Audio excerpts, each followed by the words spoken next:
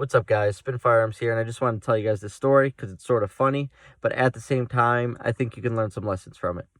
Now, a couple years ago, I had a Glock, and I wanted some base plates for it. And I wanted some base plates that added a good amount of capacity and that were also light. And so I found this company, and they do 3D printing.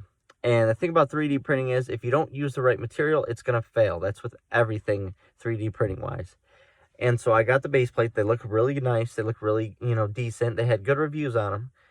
But being me, I always have like 3 or 4 mags when I leave the house. I keep a couple in the backpack, and then I take a backup with me, and then one in the firearm, obviously. Now, when I got back to the car, my base plate was completely melted. It was a really hot day. This was more down south, so obviously it was going to be hotter.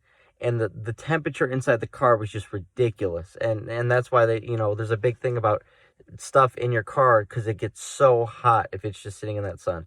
Anyways, I come back and I'm in my backpack later on, and I realize that my magazine base plate is melted.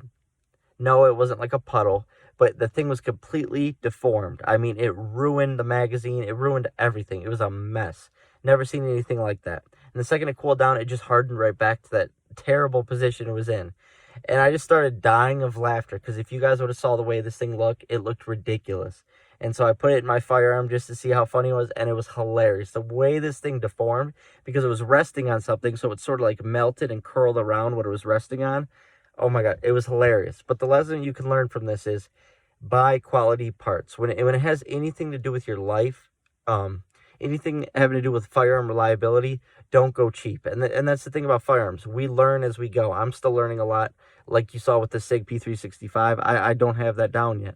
I'm still learning a ton. I'm learning as you guys are every single day, but I do seek out this knowledge, and I do seek out, the answers to a lot of these questions, and I try my best to bring that to you guys.